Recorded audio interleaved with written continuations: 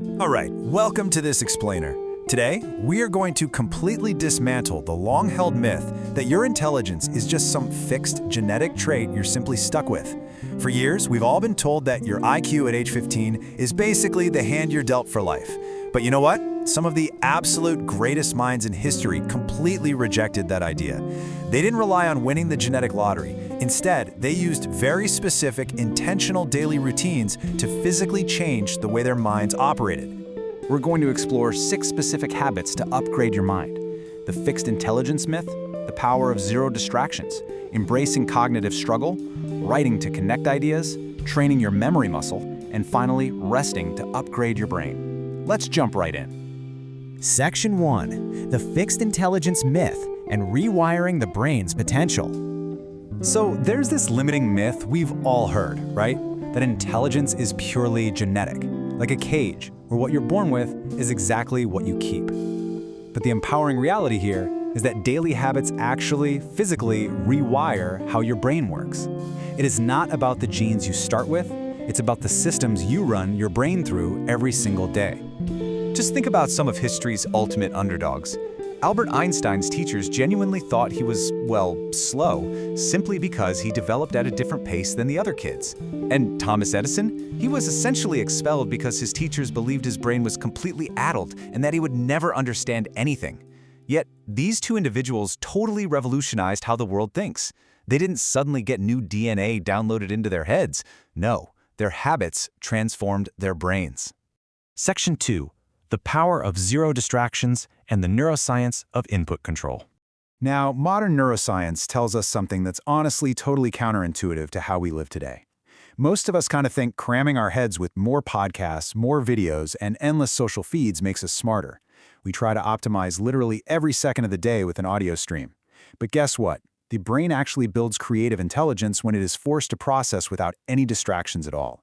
Intelligence isn't just about what you put in, it's about the empty space you give your brain to actually synthesize all of it. Einstein actually used this exact method. He cultivated his incredible problem-solving skills through zero-input walking. He would spend hours just walking alone, completely detached from the world. No books, no notes, just pure, silent thinking. And modern studies completely back this up. People who regularly engage in undistracted thinking score significantly higher in problem-solving and creative intelligence. So, how do we apply this? Start a daily 20 to 30-minute silent walk. And here's the really hard part. Absolutely no phone, no music, and no podcasts allowed. Nothing. Your brain is going to scream for that quick dopamine hit of a notification or a song. It's going to feel incredibly boring at first. But leaning into that discomfort, that is exactly where the actual cognitive growth and true intelligence building happens. Moving to Section 3. Embrace the cognitive struggle, the power of trying first. Imagine you're wrestling with a really complex puzzle. If you get stuck, and someone just swoops in and gives you the exact answer right away, what happens? Well, your brain learns absolutely nothing. A strong brain is built through the struggle of trying, making a mistake, and trying again before ever seeking the answer. Failing repeatedly isn't a sign of low intelligence. It is the literal mechanism through which intelligence is constructed. Benjamin Franklin actually used a specific 3-step method for this whenever he encountered new material. He'd read a text, close the source entirely, literally shut the book, and force himself to rewrite what he had just learned strictly from memory. So the next time you face a difficult problem, don't immediately run to a search engine. Try to solve it yourself first, even if you fail miserably. Section 4. Write and connect ideas, moving from collection to deep comprehension. Listen, if you're only taking notes just to store facts in some digital app, you're really missing the point. The smartest people don't use writing as a storage unit, they use it as a literal tool for thinking.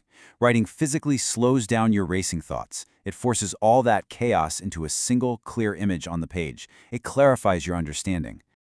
Try keeping a daily thinking journal. Ask yourself really blunt questions like, what do I actually understand about this, and what is still completely confusing me? But the real magic happens with cross-disciplinary learning. Dive into a brand new topic outside your usual field every single week. When you force your brain to connect, say, computer science with ancient history, it fires in entirely new ways, massively increasing your raw thinking speed. Section 5. Train your memory muscle and transforming input into output. We really have to stop thinking of memory as this rare genetic gift that only a few lucky people are born with. You've got to start treating it exactly like a physical muscle. Just like your biceps require physical resistance training to grow stronger, your memory requires cognitive resistance to improve. If you don't use it, and if you don't push it to its absolute limits, it will naturally atrophy. The ultimate memory workout is incredibly simple. Read some new information, close the source completely so you absolutely can't cheat, and then teach it. Teach it to a friend, a colleague, or hey, even explain it out loud to your dog.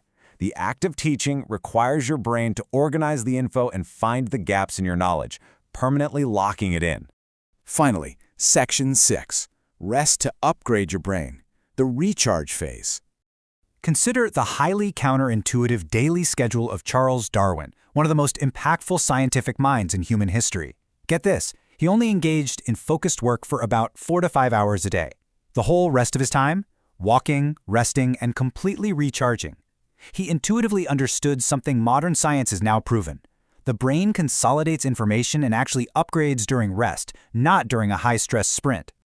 We've totally stigmatized boredom, haven't we? We treat it as a character flaw, like it's a sign we aren't being productive enough. But boredom isn't a weakness at all. It's literally the brain's biological recharging phase.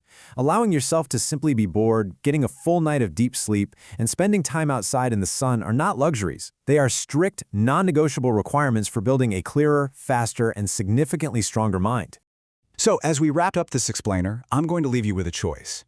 Are you going to wake up tomorrow and just passively doom scroll through endless feeds again? Or are you going to put down your phone, step outside into the silence, and start the deliberate daily habits required to truly rewire your brain? The capacity for genius isn't locked away in your DNA. It's waiting in the quiet moments you've been avoiding.